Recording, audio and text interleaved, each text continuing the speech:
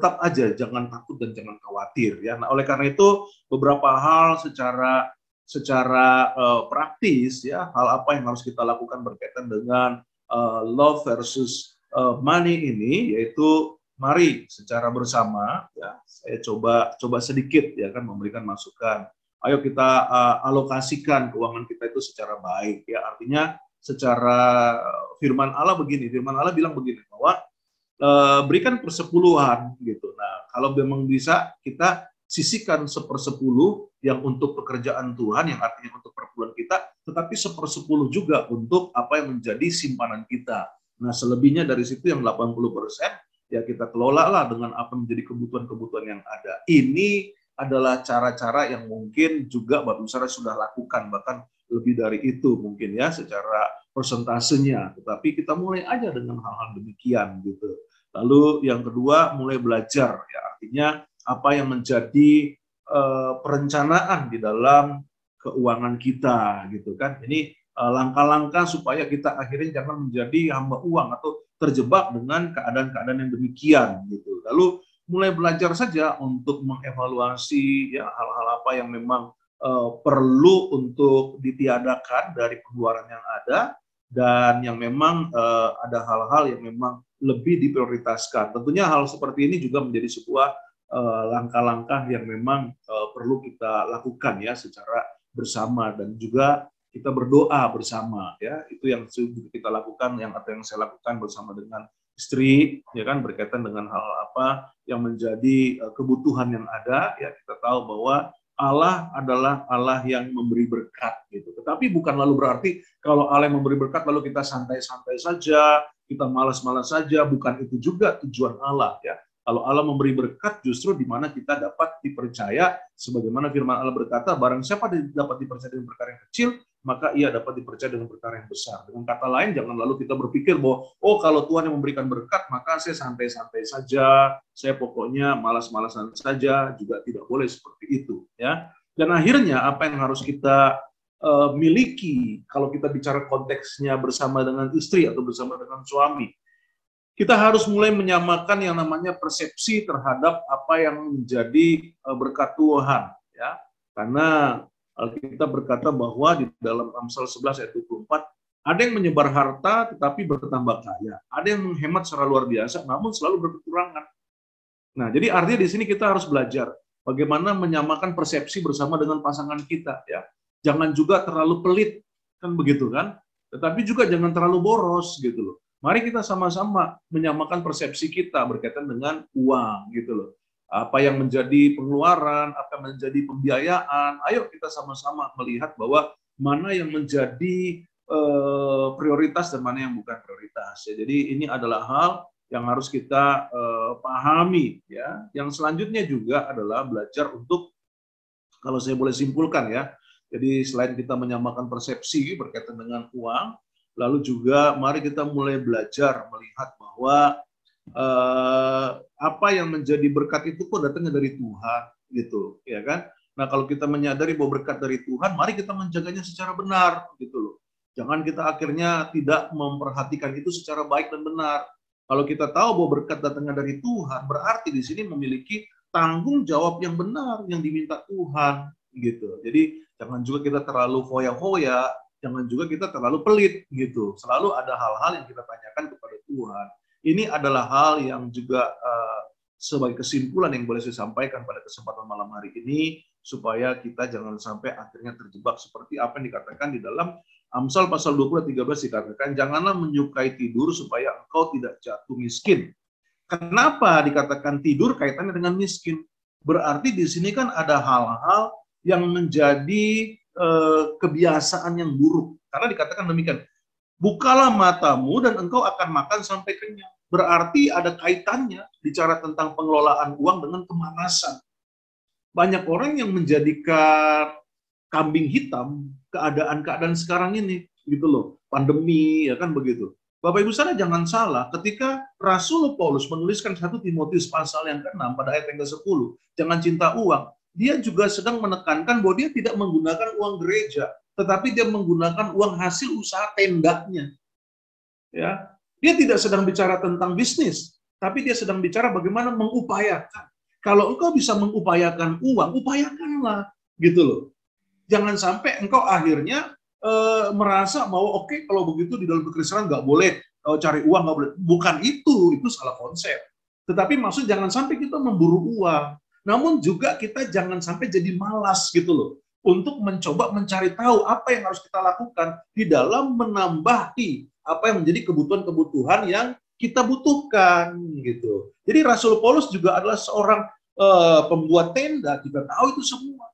Tetapi dia tidak sedang mengajarkan tentang bisnis, namun dia berkata bahwa dari tenda hasil penjualan tenda ini ada keuntungan. Nah, keuntungan ini dipakai untuk pekerjaan Tuhan.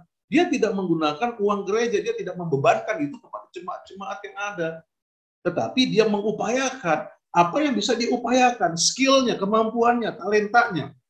Itu yang dia kembangkan. Nah, ibu-ibu kan juga punya kemampuan, ya kan, buat kue, buat makanan ringan dan sebagainya, is okay gitu loh, ya kan. Tetapi jangan itu menjadi satu fokus kita. Wah, nanti akhirnya saya punya cake and bakery gitu kan, kira-kira seperti itu. Boleh-boleh saja, tetapi jangan sampai itu akhirnya hari-hari cuma di dapur, suami nggak diurus, anak-anak nggak diurus, ya kan. Akhirnya ketemu suami baunya tepung mulu kan begitu. Nah, itu juga nggak benar gitu kan. Maksud saya boleh-boleh saja mengembangkan apa yang menjadi talenta, apa yang menjadi karunia yang kita miliki. Jadi dengan kata lain jangan malas gitu, ya kan. Nah, itu yang kedua yang boleh saya sampaikan. Dan yang ketiga bahwa ingat bahwa apa yang menjadi uang yang Tuhan percayakan itu harus dimulai dari kebutuhan keluarga kita, Bapak Ibu Saudara. Jangan cuma karena mau dibilang orang lain baik, jangan cuma mau karena dibilang saudara atau keluarga kita ini orang baik, lalu kita akhirnya mengabaikan kebutuhan keluarga kita yang utamanya. Setelah kebutuhan utama kita dalam keluarga, barulah kita membantu keluarga kita yang lain gitu loh. Jangan sampai terbalik, kita dibilang baik oleh orang lain, tapi buat istri enggak, buat anak-anak enggak. Oh, bicara tentang uang kepada papa, pelitnya minta ampun. Oh, bicara uang tentang mama, ya kan, waduh, pelitnya minta ampun. Tapi coba kalau keluarganya, coba kalau saudaranya, waduh, ya kan, apa aja dibeliin, apa aja disiapin. Nah, ini juga nggak bener kan? Akhirnya jadi masalah. Gitu. Jadi ayo kita gunakan apa yang menjadi keuangan kita itu untuk mencukupkan kebutuhan pokok keluarga kita dulu utamanya, gitu loh. Jangan sampai akhirnya yang saya katakan tadi kita dibilang baik oleh orang lain, tapi buat keluarga sendiri sebenarnya enggak gitu. Nah, ini juga harusnya menjadi hal yang perlu kita pahami ya, Bapak Zara. Alkitab juga bilang kok di dalam 1 Timotius pasal yang ke-5 pada ayat yang ke-8 ya kan, di mana dikatakan dalam 1 Timotius 5 ayat yang ke-8 berkaitan dengan hal ini supaya kita juga tahu ya kan gitu. Tetapi jika ada seorang yang tidak memeliharakan sanak saudaranya, apalagi seisi rumahnya, orang itu murtad dan lebih buruk dari orang yang tidak beriman. Alkitab bilang begitu. Jadi bicara tentang keuangan pun juga begitu. Yang menjadi prioritas utamanya adalah keluarganya. Gimana kita bicara tentang menolong orang, tetapi keluarga sendiri kita tidak tolong, kebutuhan-kebutuhan pokok loh, ya kan? Bukan hal-hal yang berkaitan dengan keinginan, tapi kebutuhan gitu loh. Tetapi akhirnya apa? Kita menjadi orang yang bahkan dikatakan apa? Orang itu murtad. Alkitab yang bilang, Bapak Ibu Saudara, ketika kita tidak memperhatikan seisi rumah kita. Nah, ini yang harus kita perhatikan. Jadi, uang harus digunakan untuk memenuhi kebutuhan pokok keluarga dulu, ya kan? Sebelum untuk kebutuhan orang lain. Jika kita memiliki kelebihan di dalam apa yang menjadi keberadaan keuangan kita, ya kan? Nah, itu yang Alkitab bilang bahwa hal-hal ini juga adalah hal yang perlu untuk kita pahami. Yang selanjutnya adalah bagaimana kita harus juga belajar menjadikan satu kebiasaan baik untuk menyimpan uang, ya, karena itu merupakan tanda hidup kita disiplin, gitu. Jadi kita harus bisa untuk mengupayakan ya hal tersebut. Makanya kalau saya ada rekeningnya ya dua, gitu. Mana rekening yang buat keluarga, mana yang rekening buat disimpan, gitu. Jadi memang hal ini adalah hal yang cukup harus kita kelola secara demikian. Jadi mana yang memang harus disimpan di rekening ini, mana yang harus kita gunakan di dalam rekening yang satu ini. Ya, saya pikir Bapak Saudara tahulah dengan hal seperti itu ya, karena itu bicara tentang disiplin. Ya. Sebagaimana Alkitab juga mengingatkan di dalam Amsal pasal 30 ayat 25 dikatakan belajar dari semut, ya. Tapi dia makhluk yang tidak kuat, tetapi dia menyediakan makanan di musim panas. Artinya apa? Ada persiapan-persiapan yang dilakukan. Nah, apa yang harusnya kita lakukan selanjutnya adalah mari kita juga harus mempersiapkan diri kita sedemikian rupa bahwa ada hal-hal di dalam kesempatan di mana situasinya kita kadangkala ya sama seperti yang saya sharing tadi, ada situasi yang tidak terduga di mana saya harus mengeluarkan ya uang yang tidak terduga. Nah, hal ini adalah sesuatu hal yang tidak bisa saya lakukan pada saat itu ketika dokter mengatakan, "Ayo Bapak hari ini CT scan."